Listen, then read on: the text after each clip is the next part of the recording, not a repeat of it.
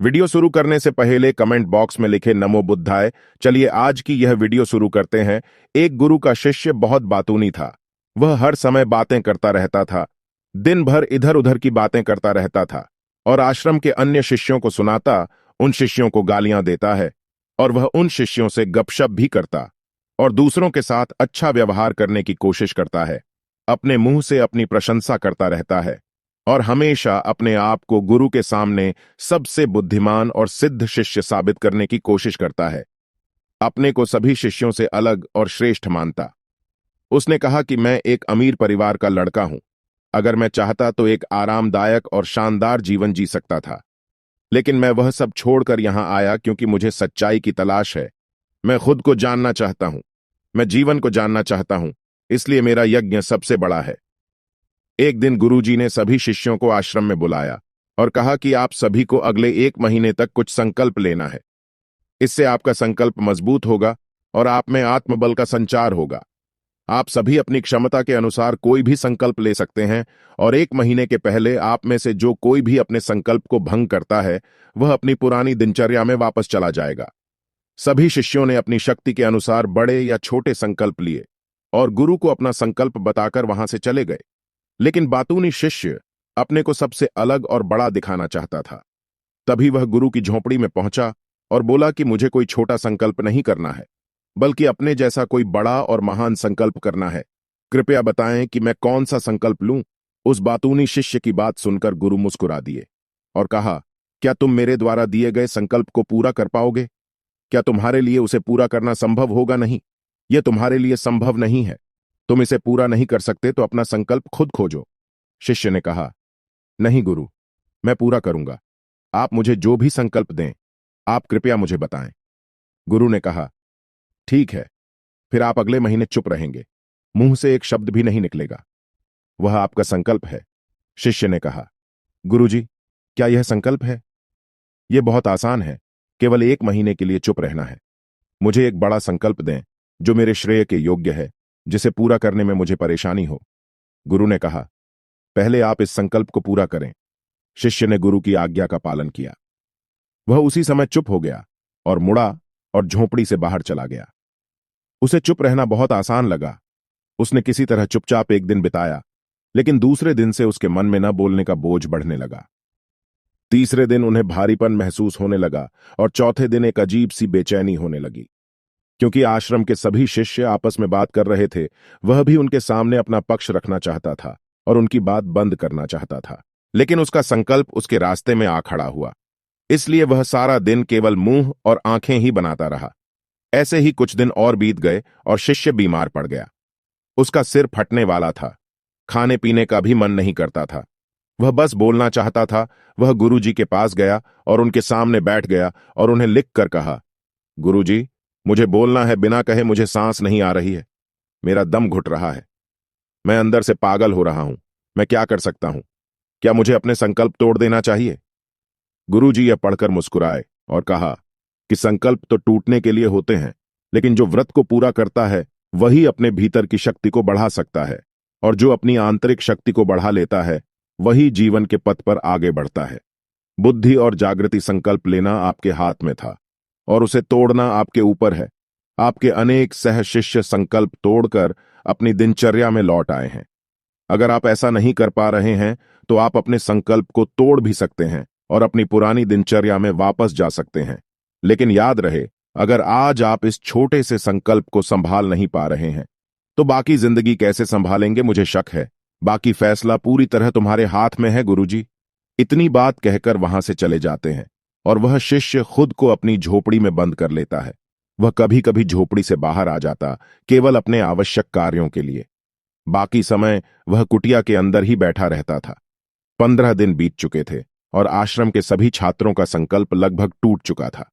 लेकिन उस बातूनी शिष्य का संकल्प अभी भी चल ही रहा था कि प्रतिज्ञा लेने के बाद से वह एक शब्द भी नहीं बोला। पूरा आश्रम हैरान था कि इतना बोलने वाला शिष्य चुप कैसे हो गया। 15 दिन बाद वह अपने गुरु के पास गया और लिखित में कहा कि हे गुरुजी, मैं बाहर से चुप हूं, लेकिन मेरे अंदर कई आवाजें हैं। बहुत रोना और शिकायत है। मैं अंदर ही अंदर बात करता रहता हूं। मेरा मन तरह तरह के सवाल करता रहता है। बाहर से जितना शांत हूं, भीतर उतना ही कोलाहल है। मुझे संदेह है कि मेरा संकल्प अभी भी कायम है या नहीं, क्योंकि उसे बोलने की आदत है। गुरुजी कहते हैं आप बाहर से भले ही खामोश हों, लेकिन अंदर ही अंदर बोलते रहते हो। आपको इन बातों और आवाजों से दूर जाना होगा।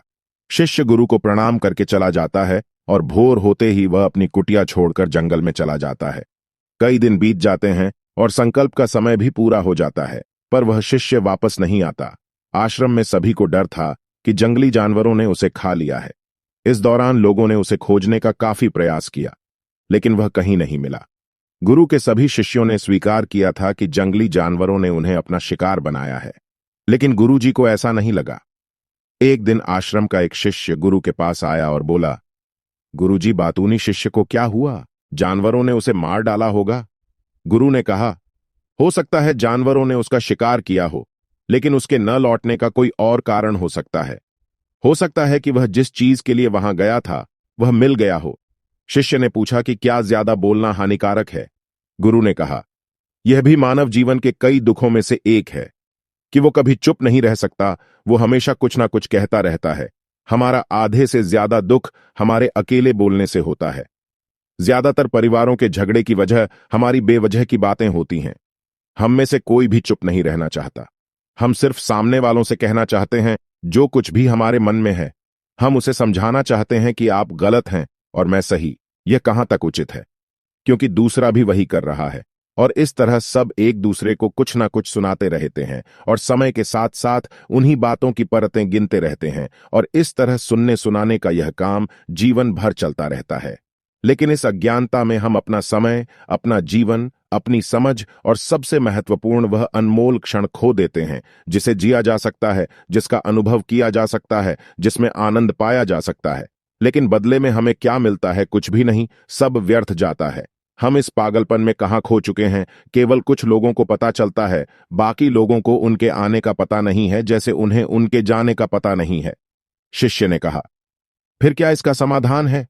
गुरु ने कहा कि आपके विचारों को पूरी जागरूकता के साथ देखना ही सभी मानसिक समस्याओं से बचने का एकमात्र तरीका है। दोस्तों, वर्तमान में रहें और पूरी सजगता के साथ अपना काम करें। अगर आप यह वीडियो अभी तक देख रहे हैं तो कमेंट बॉक्स में लिखे नमो बुद्धा और वीडियो लाइक कर दे। अब चलते हैं कहानी में आगे। उस बातूनी शिष्य को आश्रम छोड़े हुए 3 महीने बीत चुके थे, पर उसका कोई समाचार न था। अब तक सब सहशिष्य भी उसके लौटने की आशा छोड़ चुके थे, लेकिन एक दिन वह आश्रम लौट आता है। उसे देखकर सभी चकित और प्रसन्न हुए, लेकिन अब वह बोलने वालों में से नहीं था। वह कुछ और के रूप में वापस आया। उसमें एक अजीब परिवर्तन महसूस किया जा सकता था। उसके चेहरे पर एक अजीब सा भाव था और उसकी आंखों में बड़ा सुकून था। आश्रम में आते ही सभी शिष्यों ने उन्हें चारों ओर से घेर लिया और बात करने लगा। उसने अपने भाइयों से भी बात करना शुरू कर दिया। जितने भी शिष्य उससे बात करते थे, उन्हें लगता था कि वह पहले की तरह बड़बोले और बातूनी नहीं है। उनके मुख से निकला एक एक शब्द बड़े ही मधुर और ध्यान से निकला। कुछ देर दूसरे शिष्यों से बातें करने के बाद वह गुरु के पास गया। उसने गुरु के पैर छुए और कहा, गुरुजी, क्या मैं अब भी चुप हूं? क्या मेरा संकल्प अभी भी जारी है? गुरु ने कुछ देर तक शिष्य की आंखों में गौर से देखा और कहा, हां, तुम अब भी चुप हो। आपके मुंह से एक भी शब्द नहीं निकल रहा है और आपका संकल्प अभी भी कायम है। इसलिए वह शिष्य और भी गहरे जंगल में चला गया, इस आशा में कि वहां और शांति मिलेगी और मेरे मन में चहकना कम हो जाएगा। लेकिन मैं जितना एकांत में गया, मेरे अंदर की आवाज तेज होती गई। मुझे अपने अंदर की पुरानी आवाजें सुनाई देने लगीं। तब मुझे एहसास हुआ कि मैं कितना गलत था जब मैं बुरा कहता था अपने परिवार के सदस्यों, दोस्तों और सहशिष्यों को बातें। इसलिए उस समय मैंने सोचा कि मैं सही था। जब मैं गुरु भाइयों की चुगली करता था और उनका मजाक उड़ाता था, तब भी मुझे लगता था कि मैं उनसे बेहतर हूं और मैं सही कर रहा है। लेकिन उस दिन मुझे पहली बार लगा कि मैं कितना गलत हूं। बहुत देर तक ये आवाजें, ये शिकायतें मेरे अंदर चलती रहीं, लेकिन धीरे धीरे मेरे अंदर से ये सारी आवाज चली गई। अब मैं अंदर से भी खामोश हूं।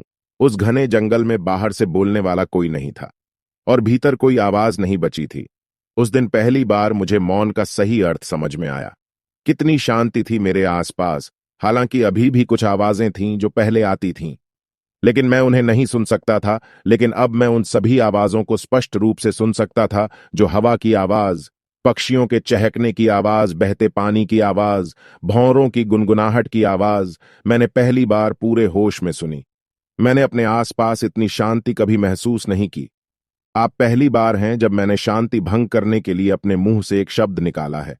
मैं चिल्लाया हूं, हे भगवान, ये किस प्रकार की शांति है? सब कुछ इतना शांत क्यों है? क्या हुआ?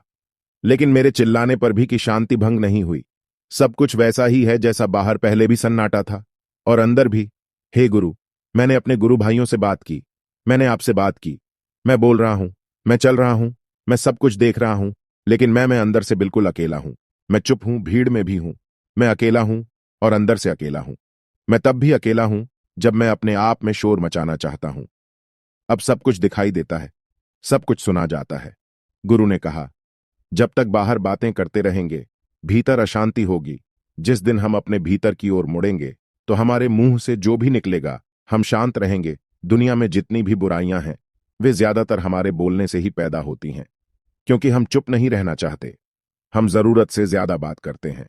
हम दूसरे व्यक्ति की बात नहीं सुनना चाहते हैं, बल्कि चाहते हैं कि वह बात करना बंद कर दे।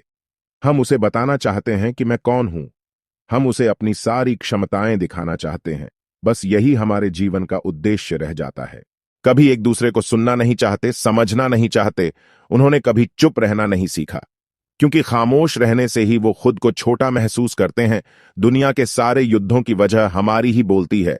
इसलिए हमें उतना ही बोलना चाहिए जितना जरूरी हो, क्योंकि बेकार की बातें करने से ऊर्जा बर्बाद होती है, और बोलने से हम कभी अंदर की ओर नहीं मुड़ते, क्योंकि वो हमें बाहर की ओर खींचती रहती है। और क्या क्या इस दुनिया के अलावा कोई बाहर है?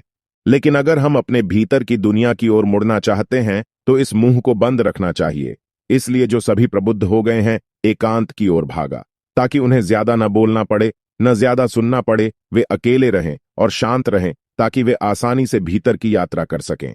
लेकिन कोई चाहे तो इस दुनिया में रहकर भी एकांत में रह सकता है, शांत रह सकते हैं, लेकिन इसके लिए उन्होंने अपनी ऊर्जा बचाई होगी, जिसे वे व्यर्थ की बातों में बर्बाद कर रहे थे। दोस्तों, इस कहानी की सीख यह है कि व्यर्थ बोलने से आपकी ऊर्जा नष्ट होती है, और ऐसा कहना हमें वापस भीतर नहीं जाने देता, क्योंकि यह हमें बाहर की ओर झुकाए रखता है। और जो अपने भीतर यात्रा करना चाहते हैं, उन्हें अपना मुंह बंद रखना चाहिए। मुझे आशा है कि आपको यह कहानी पसंद आएगी और आपको बहुत कुछ सीखने को मिला होगा। धन्यवाद। अगर आप यह वीडियो अभी तक देख रहे हैं तो कमेंट बॉक्स में लिखे नमो बुद्धा और वीडियो लाइक कर दे, और अपने उन दोस्तों को भेजे जो ज्यादा बोलते हो।